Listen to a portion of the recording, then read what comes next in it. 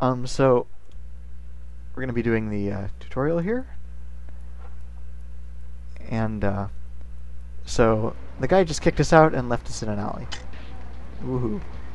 Um, but here is Smiling Jack, who's going to be our epic companion for the tutorial. Now, is he a vampire or a human? He's a vampire. Basically, everybody you meet's a vampire. If you're talking about vampirism, it's a vampire. If you're screwing them over or using them as quest objects, it might be a human. Smiling Jack is voiced by voice legend John DiMaggio, by the way. I'm really terrible with voice actor names. What kind of roles do you play? He's played everything. So he's Stephen Blum? Pretty much. Except, unlike Stephen Bloom, he actually has range.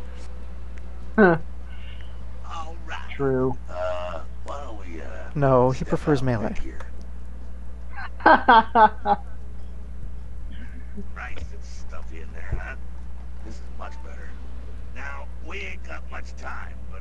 So I assume he's like your guide for right now? Yeah, he's going to guide you through the tutorial, and then he's going to be a major character throughout the rest of the game. There is a certain ending where he plays a big role, or a lot of endings actually, but He is basically the oldest vampire in the city. I wouldn't go that far. But he is old, he is experienced. I think, yeah, you could say he's definitely the oldest anarch in the city, but I think... Is he respected amongst other vampires? Among the he's respected among the anarchs. Well, I think the deal with him is he's never been in a position of big political power. He doesn't really care about that. But pretty much everyone knows him and everyone respects him. You know, because he is, you know, old and crotchety and knows a hell of a lot. And as per vampire rule, the older you are, generally speaking, the stronger you are. Yes, that is very much true. In general, not so for the player character. You go down there, casual like, you creep up on him, well, it's not quite its age, but there's also generation matters too. Like how many levels descended you are from the first vampire, who is Cain. It's not actually clear what generation the player character is. Player character is Generation 8. Well, see, that's something I've read that there's a bit of confusion about that. The player character has 15 blood points, which in the RPG is 8th generation, which would actually make you relatively lower generation than Jack. But on the other hand, a new vampire in 2006, not often going to be 8. So, speculation is these guys just fudge the blood point count. No, I'm pretty sure you're supposed to be a Gen 8 vampire because of how quickly you rise to power and how quickly you make a difference in the city. There's no way you're a high gen vampire. I've heard other speculation about that, but we really shouldn't get into that by the end, until the ending. Pokemon went off the rails of Generation 5 in my opinion, so... Hey now. Also, given the fact that every other part of the mechanics of this system are a 100% faithful recreation of the tabletop, I think the blood pool is too. Well, there are those dodgy stats. So if you had gotten that bar to 0, would you have killed him? Yep. Yes. On the horizontal bar, if it goes to 0, you kill the person you're drinking from. Don't do that. It's costs you humanity and it isn't really useful. And I imagine that would cause a problem with investigations and whatnot. Whoa, I thought this first line was Malkavian. Cripes. Alright now, you got the blood, you're feeling all kick-ass, feeling better than your best day living, but wait, it gets better. But wait, there's more. Man, I love Jack. Our word for vampire. All kindred have a few things in common. Things that set them right square above humans on the like sharper senses, a body that... Well, you can still be Don't all talk at destroyed, once. but forget the books and the movies. I mean, this is actually pretty important to listen to. You know, vampires. If we're playing a vampire game, you probably ought to know what the deal is with vampires. So yeah, can be killed, but there's no easy way. You're gonna have to beat them down, and if you don't, well, they live forever. Or this is the obligatory which myths are true conversation. Yes, Well, yes, you that is gotta have exactly it. what that is. Okay now. The fuck is this? Get inside and head upstairs. Now, These as it aren't turns pussy out, Twilight vampires. And this is our obligatory introduction to the sect wars. yep, well, it actually makes sense. The plot deal here is, it was not actually wise for, it wasn't quite wise for Prince LaCroix to call that big all-hands meeting in the theater, because now you've got all the Camarilla and a lot of Anarchs in one place. So everyone who does not like the Camarilla or the Anarchs is going to be, and in this case, the Sabbat, they're going to be all over the place. And he's going to show you, we've got a nice view of some raiding parties here. Do we have to stop them, or do we just be able to sit back and watch? Right now, we're just watching. Right now, we're watching. We're going to get a bit more hands-on, but we're never... Exterminating the Sabbat is not a mission yet.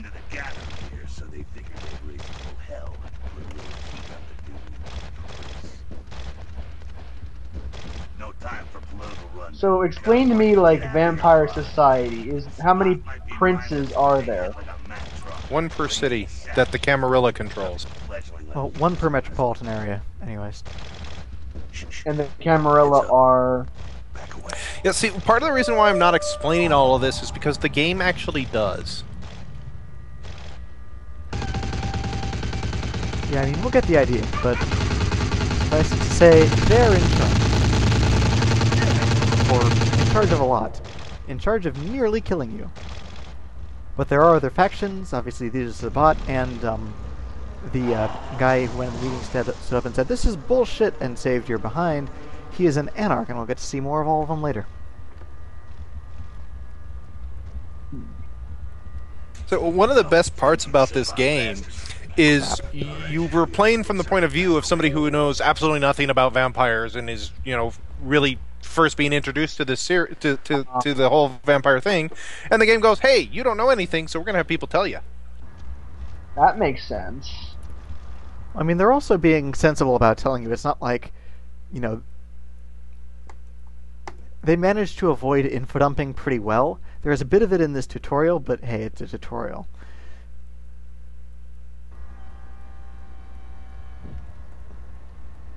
And actually, like, finding out all about all of the politics and the interplay and the factions and so forth, that's a big part of the game. And that's the fascinating part, at least to me, so... Right, so I guess we're going to try to avoid spoiling too much for now.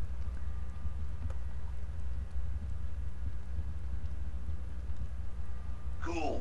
Now, if you want a lesson on how really not to act, take notes from those Sabbat assholes. You're a big bad vampire. Yeah, great, congrats. Now keep it to yourself. You go roar and you beat your chest, and that's what you can expect. So this we're getting into is the Masquerade. It's the same reason you don't let humans see you feeding. It's why the wolf doesn't want the sheep to know he's there. It's also why you don't go juggling dumpsters or outrun the 815 from Sacramento. And it's why you didn't know any of this when you woke up this morning. Keep our secret. Which is not quite accurate. Fuck-ups are tolerated, and in fact you get Masquerade redemptions every once in a while. However, if you get more than, I forget how many, 7 or 8? 5. If you fuck up too much, the game is over. So all you gotta do is keep people from knowing that vampires exist? Yeah, So, you know, I don't think this is something the game gets into, so I'm going to explain it. The primary difference, the primary conflict between the Camarilla and the Sabbat is the Masquerade. The Camarilla believe in it, and the Sabbat do not. Which would explain why they just wrecked shit in that alley just now. It illustrates a point. Yeah, well, I mean, it's a bit deeper than that. There's some mythological stuff, but yeah, that's the core thing.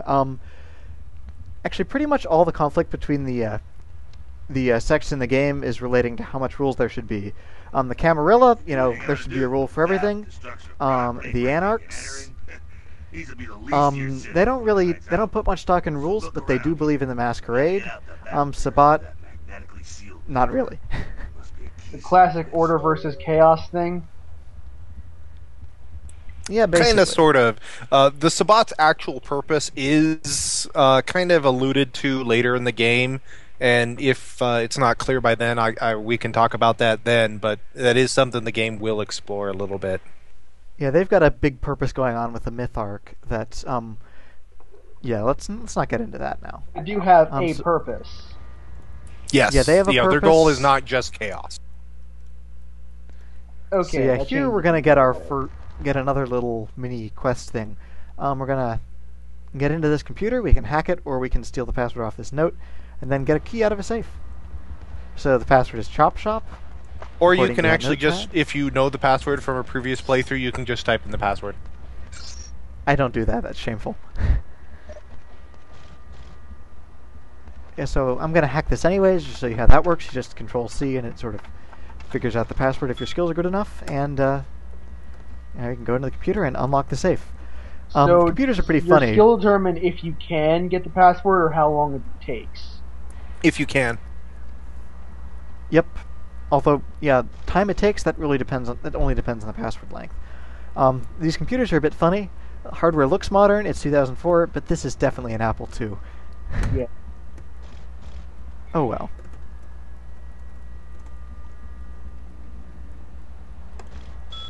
And this is also the container tutorial. Spiffy. Chop Shop key.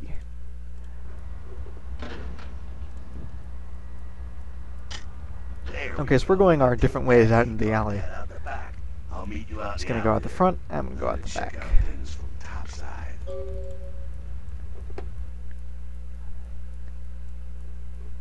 So yeah, when you've got a key for a door, it just shows a nice key icon and it opens. So you don't have to go messing around in inventory for those, which is useful. That's convenient. So, slight side commentary. Smiling Jack is a Brujah, one of the other clans, and basically their set of abilities makes them supermen, as you can see.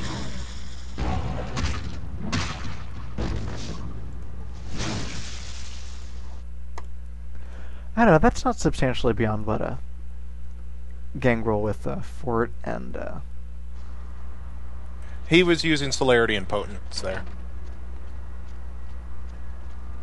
Fucking waste of unlife, these Sabbat vatos. You get winged?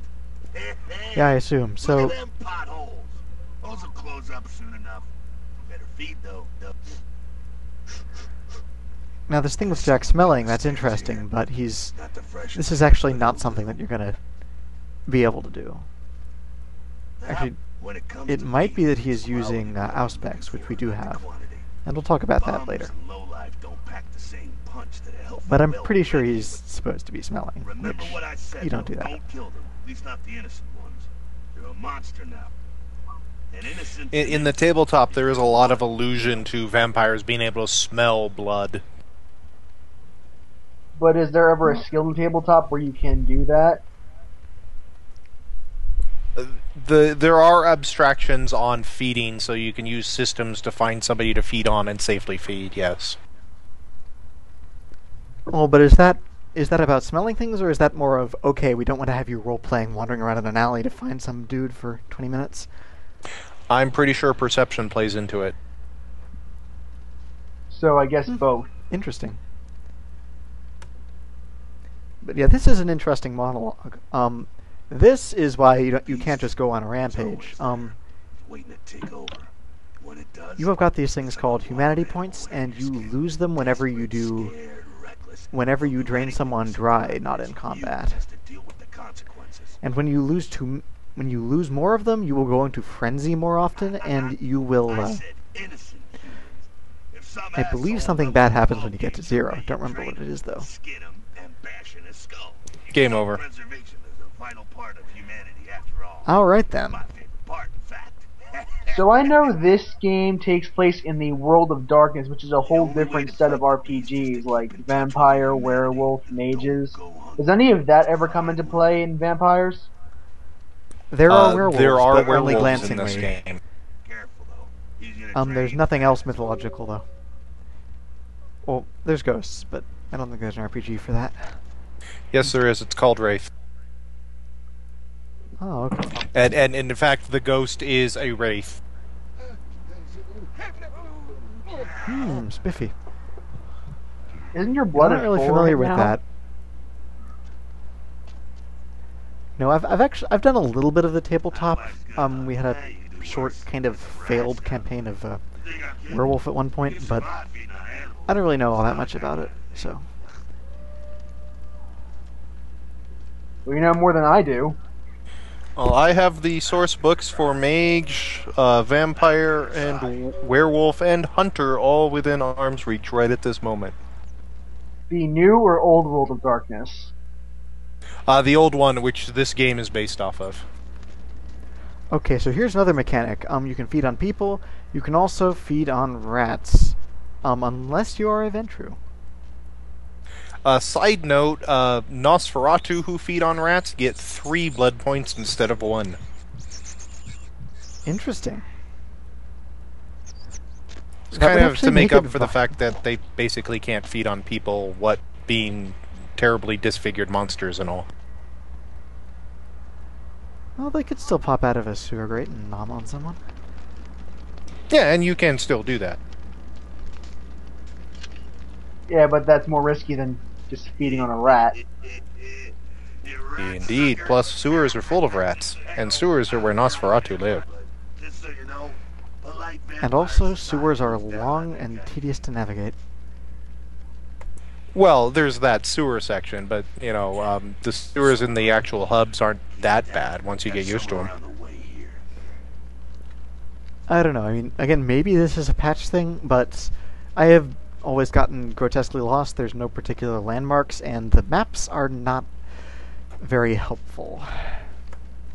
You know what would be awesome is if in the sewers you found a pizza box, and like a bow staff, some sai, katanas, you know. No, there are no Ninja Turtles in this funny. game. Doors on the far side. I'll meet you inside. Just stay low and stick to the shadows. And don't